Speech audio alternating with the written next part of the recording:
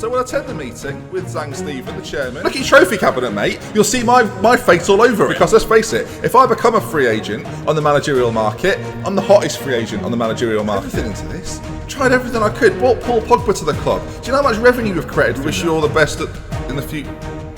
So they've actually sacked me for saying that the players will be unhappy. Just chopping and changing. This is why you won't win the league, Inter. And frankly, I hope you're never after 2 years in Glory Hunter. Which is not against the rules, to be clear. You can be sacked. I mean, I would have probably quit anyway. Definitely. No. I definitely would have quit anyway. Definitely wouldn't have tried to still win it. And the players have just didn't even get to say goodbye. This is just cruel, viewers. And it was 180 days later that I would finally find my job. November 19th, 2021. The team? Well, keep watching.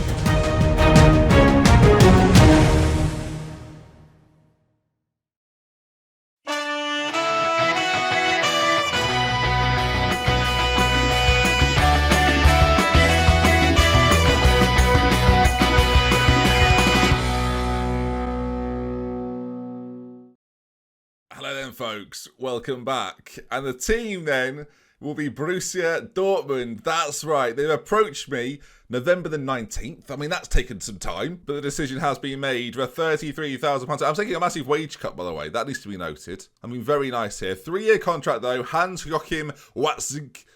Maybe similar to that, HJW as far as I'm concerned. He's the general manager of Dortmund, and he's comes to me with a plan: play attacking football, develop players using the youth system, play entertaining football, sign players under the age of 23, do not sign players over the age of 30, we'll discuss that at a later date, and sign German players well within the wage budget. I mean, it's going to be interesting. Minimum 4-year contract for first team players. They're expecting this season for us to finish mid-table.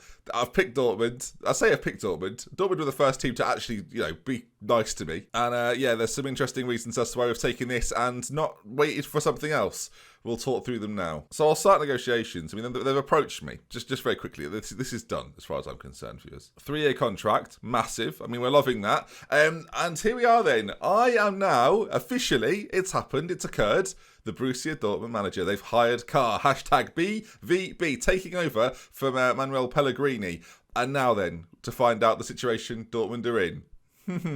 Of course, we know about Dortmund. They're predicted to finish second, viewers. Second! So, we're title challengers, aren't we? No, we're bloody not. I love the fact that the best 11 has been put into the formation that I use. I don't know if this is what they use. In fact, I do know it's not what they use. I've researched this. They've put it into it. I love that. We will meet the media, of course we will, and we will get an advice report from the current backroom staff. Although, speaking of backroom staff, I noticed there's some coaching spots available. Just one moment, viewers. Now, Danny Graham is wanted currently by Dulwich Hamlet. No. You come work for me, my friend, as a first team coach. He wants £2.5 grand. I mean, that's a lot, Danny. You're going a bit far there, mate. But there we are. Danny Graham in. First bit of business done. We carry him with us. Right then, Dortmund. They're 14th, viewers.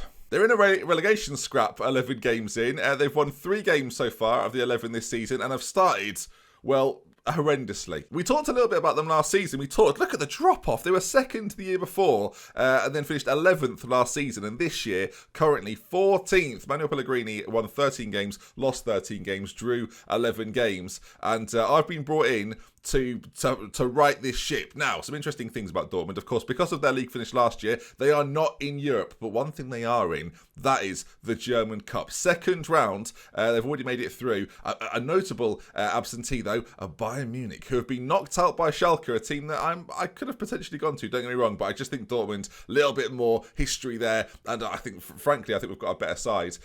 So we'll see how we get on with them. The Cup, the German Cup, we are going for it. Guten Tag, everybody. I'm back in Germany. I did a save here before. And I was Dortmund, one of the 3 teams that I managed. There's Dresden. Good to see you, boys. Hope everything's well. Not managing you this year. So they're in the German Cup. They've got a long way to go to battle back to the top of the Bundesliga. As I say, they are much closer to relegation. 3 points of relegation. 8 points away from the top 4 or the European places at the very least. And of course, we're trying to get into either the Champions League or the Europa League, viewers. Of course, we've secured one of those. One of them we have not. The Euro Cup 2 can just get out of my life. I have so little interest in that. But I mean, if that's what happens, that's what happens. I'd prefer not to be 14th at any point. Now, squad-wise for Dortmund, it's quite interesting. They've sold a lot of the players that you'll be familiar with. If you look at the outs, Toprak's left. Recently, Nico Schulz has left as well. Previous year to that, if we sort it by money out, you can see Jadon Sancho out for big money. Thorgan Hazard out for big money. Marius Wolf's gone. Schürrle's gone. Berkey's gone as well. So lots of names there you're familiar with. They've brought in a fair amount of players as well. 81 million spent. And I'm going to be completely honest. This is a lot of names here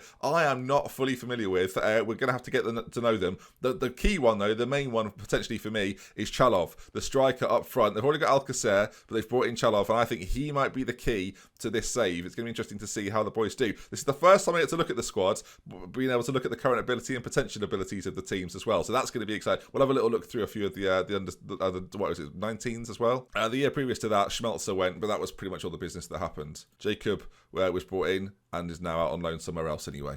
At 25. Great signing that was. So the balance sheets are looking pretty good. £87 million. Of course, I've missed the summer transfer window. Time has ticked away, but we're not that far away from a January period. There's a winter break in January, remember, as well. So the team will get to rejuvenate themselves after hopefully a tough run of games that we're set to go through. And then you can see that £87 million. I dare say, viewers, it's going to be spent. But the squad, all in all, isn't too bad. If you look at a potential 11, that's probably the best way to do this. Let's say we were going to use a tactic that we've used before. Now, we're not necessarily going to use this, but if we were to use it, let's look how it would operate. So you can see straight away, Livakovic is going to be the goalkeeper. Berkey was sold. This guy's come in. There's some nice attributes on him. 3-star current ability, apparently. £20 million worth of player, 80 grand a week. So he's going to be our starting keeper from Croatia. I like him. I think he's a good keeper to have at this point in where Dortmund are. At the back, of course, Hummels is in there. I mean, a name you'll all be familiar with. Akanji, another very good centre-back. And those two straight away, look, we might not play a 3. If we were to play a 2, that's quite a nice contrast of speed and youth, and then the experience of Hummels on the other side. It could be really good because, frankly, Leonardo Berardi is our third best centre back, and he's not that good. January is waiting. On the left-hand side, Guerreiro could play out there, the Portuguese wing-back. I mean, we've got some quite nice options, especially on this left-hand side in terms of wing-backs, and he's one of them. And Brun Larsen, who ordinarily plays further forward and may well do, could also drop back. Of course, we basically made Lazaro into one of these. Lazaro, by the way, is in the Bundesliga as well. We'll talk about Inter towards the end. We don't need to talk about them now. So Brun Larsen's there. Dumbia, who was a player they've brought in, Justin Dumbia, very good central midfielder. And next to him, Axel Witsel is still very capable at the age of 32. Worth noting that on the bench, actually, Thomas Delaney's there, Wiegel's there as well, Goetze, Marco Reus, Valverde as well, a player who's come in on loan from Real Madrid. So we can play around with that midfield, whether we go to some sort of diamond or maybe a 4-3-3. Time will tell. I'm not definitely set on this, but I think defensive stability might be what they need. It's just an issue with the fact that the 3 centre-backs we've got, one of which isn't particularly good. Whether we drop one of those central midfielders deeper in a Fernandinho type role, maybe we'll do that. Potentially the jewel in the crown, Julian Brandt, to play behind the strikers, at front of the midfield. He could be a key man to whatever we decide to do. He can play out on the left-hand side, maybe as an inverted winger, can play in behind the strikers as well as a playmaker or a shadow striker. Yeah, I think this is something nice to look at. Hello, Julian. Hello, Julian. That sounds a bit creepy. And of course, I mentioned up top, Alcacer, still a very capable footballer, 28, not exactly past it, is he? So loads of potential for him to be a part of this side, as is Chalov. Those two up front could do the business, but I'm all too aware this system didn't bring about a hatful of goals under our Inter Milan spell. So maybe we're going to have to change things up. Maybe we'll have to go for something a little bit more dynamic. And again, that 87 million, it's burning a hole in my pocket, viewers. And I feel like this squad definitely need to spend it. They've lost some big names. Like the fact Jadon Sancho's not here, to me, a huge blow. It's an old side as well. Goetze and Reus are no longer 25, 26. They're beyond that 30 mark. So we're going to have to figure something out. We're going to have to come up with a plan. And I think the first thing for Dortmund, especially when you look at the recent form, start scoring goals, start winning games. And that's got to be key. We kick things off against Bayern Munich, and that will be tomorrow. So thanks for that, everyone. Nice easy start against Bayern. Lovely stuff. Just what I wanted, really. And in the Cup, they're going to play Hoffenheim, and that's in February, so we've got loads of time before that. And hopefully we can go on a little run in here and improve things. We've got lots of winnable games. A couple of tough ones in there, but yeah, certainly some winnable ones. So for those of you that thought Glory Hunter was going to be me bouncing around the top clubs, this guy thought that was possible. No, we now immediately have a different challenge. Potentially, look, we've done 2 years already. We're already a portion into this. We're 5% done. And I think this is probably, I'm going to say now, this is probably a 3-year project. So with 5 years, we need, or with the 3 years we've got at our disposal here, we need to try and win something. Of course, the German Cup, that is a priority this year, but if we don't get it, look, it doesn't happen. But by year 3, we need to be challenging for that Bundesliga title, and if we don't win it, then we're in all sorts of bother. We need to work towards it. Look, this is the club. This is one of the clubs I thought that if we're going to go to Germany, this is one of those places. Look, there might be a scenario, viewers, that in 2 years, Bayern Munich have seen what a wonderful job I've done. They move someone out and I slide in there for a title win. But let's face it, Dortmund have won the league in the past and we can win it again with them. And the squad's nice. I think there's some really nice things about this. Look, I've said Marco Reus probably won't feature as much for me this year. 32 now, can still play though, 200 grand a week. We've got to find a use for him somewhere. There's lots of different options in terms of systems that we can play, ways in which we can play it. And yeah, I'm excited. What's there now? I've not seen this really. The development centre wise, let's move this up there. Some of you will be like, what? You can also right click them, viewers. I mean, you know, we're learning. So at Dortmund 2, in terms of potential, Matthew Lister is one of those. Looks like a decent young keeper coming through the academy. Any centre backs here? I mean, this guy Amenda, no, it doesn't amend my defence. Doesn't amend my defence at the same Jackman. And in the under 19s, ooh, hello. All right, quite a few actually. More attacking, it has to be said. But Fardner looks pretty good. I mean, yeah, looks very good. Hellwig, another one who, 15 years of age, has got a lot of work to do, but again, could be really good.